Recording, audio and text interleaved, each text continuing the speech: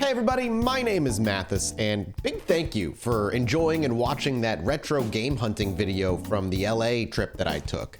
I wasn't sure if people were gonna like it, and I know collecting is not everybody's thing, but I really love it, and sharing that passion with you is really fun, which is why I'm making this video today. I am a collector, and anything built for collectors like me, I'm kinda gonna gravitate towards. And Nintendo for the past couple of years has been releasing Game & Watch series with some of their most classic games, specifically for collectors like myself.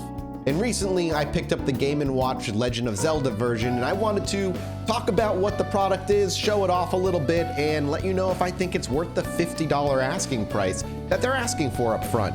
Now, if you don't know what Game & Watch is, Game & Watch was way back in the 80s, these little handheld devices that came with a very simple game and a clock on it. So you could literally play a game and then watch the clock on it. And these Game & Watches that are being released, the Zelda one this year and the Mario one last year, are modeled after those handheld devices, in case you're a zoomer and you don't know what you're looking at. But unlike the Game & Watches of the past, with new technology, Nintendo has now released these little devices that pack a few different games from its retro library, as well as being an interactive clock and a really beautiful collector's piece for anybody's retro gaming room or just gaming room in general. Now, if you have the Mario one from last year, as we take this thing out of the box, you are going to notice something different instantly. The inside packaging for this thing is built to be a stand. In the Mario one, there was no stand that came along with it. For Zelda, they introduced the cardboard stand, which I think looks great when it's being displayed, but we'll take a look at that a little bit later. Let's take a look at the device first. So right away, I want to say, as I pulled this thing out, the build quality of this was really nice. It had a little bit of weight to it. It didn't feel cheap or flimsy. It's just a really well-built device that is purposefully built small. On the back, you've got this nice embezzled Triforce, and it has a little secret attached to it that I don't want to spoil that for those who might be getting it. And these devices are all powered by internal recharging batteries that are powered by a general USB-C cable. Super convenient, and the battery life is anywhere from 6 to 8 hours depending on how heavy you end up using it. As you boot it up, you notice the screen itself is a fully colored LCD screen that's backlit. It's gorgeous to look at. For how tiny the screen is, the display and the quality of the LCD screen is just gorgeous and sharp and exactly everything it needs to be for games of this era. As you start the device up, it's going to ask you for the time, which you can put in. And you can see right away, once you have all the time set up, that the clock is kind of this interactive mini game type thing. You see the time before you with blinking rupees and things before it to separate the hour and the minutes. And Link is kind of moving around on his own, attacking all the enemies on the screen. But at any point, you yourself can actually pick up the system and move around and control Link right from where he is fighting the enemies. There's no purpose to it other than it's neat and cool that you can do such things, but beyond that, it's really just a fun interactive clock that you can have displayed in your gaming room. But the real meat and potatoes of the handheld is the 3 Zelda games packed into this. You have the original Zelda, you have the less known and less popular Zelda 2, The Adventure of Link, and you have the Game Boy classic, The Legend of Zelda, Link's Awakening. And we're gonna look at a little of the gameplay from each one, but it's exactly what you would expect. The OG Zelda plays exactly as you would expect it to. It looks great on the little handheld, and if you've never played the original Zelda, this is a neat way to play it. I don't know, I'd still think maybe you'd want to play the original Zelda for the first time on a TV, but if you only have access to a Game & Watch or you have no interest on buying the retro games on digitally for some reason, this is not a bad way to go about it. What I will say is the more time I put into it, the more my hands did start to cramp a little bit. This is small by design, and the buttons themselves are very, very low on the Game & Watch itself, so there's not a lot of room to kind of comfortably put your fingers and your thumbs, and you're almost always putting your thumbs a little lower than is comfortable, and it's not a big deal for a little while, but after about 30 minutes to an hour or so, I started to notice that it was a little bit uncomfortable for me to hold, and I'd have to just kind of put it down a little bit.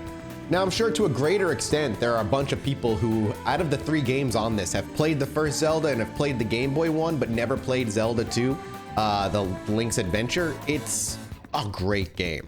This is a game everybody should at least try out. It's such a different take and idea on Zelda before Zelda really found its calling of going back to kind of the original design and just expanding on that. They really did try something different here, and it's fun. It's not as good as, I would say, the original Zelda, but there's a lot of cool stuff involved in Zelda 2: The Adventure of Link, and if you've never played it, honestly, you might find yourself with a new favorite retro game. And the final game on here is the one I have the fondest memories of, Link's Awakening. This was the original Game Boy version that they put on here, not the Game Boy Color DX version, which leaves me curious as to the decision why they chose the original Game Boy version instead of the DX version, especially since this Game & Watch can clearly do color and the technology packed into it should be plenty to handle the DX version. But instead, they put the original Game Boy version on it. And I'm not too upset about it because this is the version I played and grew up with. I had the original Game Boy, and this was the only version I had for many, many years. And now that I think about it, I don't think I ever played the DX version. So there's a lot of nostalgia packed into this little Game Boy game that's now on this Game & Watch Legend of Zelda collector's item. And it still holds up. This is one of my favorite games in the Zelda franchise of all time. It's easily in my top 3. I do not know if I'd make it my number 1, but it was so unique, and the development story behind it is so interesting. The devs wanted to make it, and Nintendo was saying no, so they kind of made it in secret anyway. There's really just a lot to love about it, and there's so many fun little Easter eggs hinting at other Nintendo properties throughout, which was a really unique thing in the Zelda games, or in any game really back in that time. I loved Link's Awakening. If you've never played Link's Awakening and this is your only opportunity to do so, do it. But there's got to be other and better ways to play Link's Awakening, especially if you've never played it. I mean, as much as I love the Game Boy version, the DX version, or just the remake on the Switch is probably the best way to do it.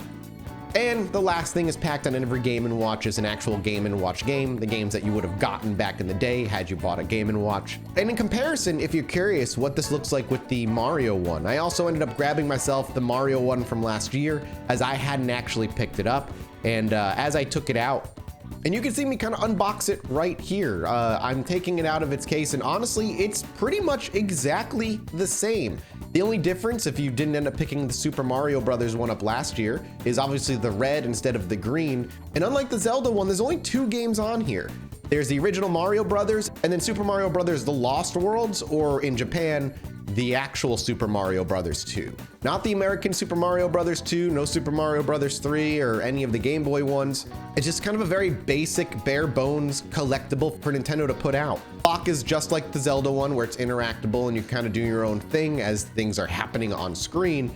But I would have to say that if you were torn between getting Zelda or Mario, the Zelda one is a better value. You're getting 3 games, there's some neat little secrets built into the actual device itself. There's just a little bit more, it seems, care or effort put into it, but they're both very cool devices. And comparing them side by side as I'm doing here, you can see they're exactly the same size. They genuinely are pretty much dead on. It seems like the start and select buttons were moved for the Zelda one, or just put in there for the Zelda one. So the A and B button are a little bit lower on the Legend of Zelda one, which creates a little bit more discomfort. But overall, if you're like me and this is all for your game room and to display and to kind of pick up as a fun thing to mess around with every so often, I think you're gonna love these. They look super great in my gaming room, and the Zelda one being able to easily be displayed as a clock on the stand that was built and shipped with the box makes the Zelda one the perfect choice. Thank you guys so much for watching this unboxing / I guess review of these things, just my first impressions. I really love little devices like this, and I love collecting things like these, so I was super excited to get these in the mail after I had purchased them. And if you guys ended up picking them up, let me know which one you prefer. Did you end up picking one up at all? And out of the Zelda games, which of these 3 is your favorite? All right, that's enough for me. Thank you guys for watching. Make sure you hit that subscribe button, hit that like button. It helps out more than you realize, and I'll see you next time. Goodbye.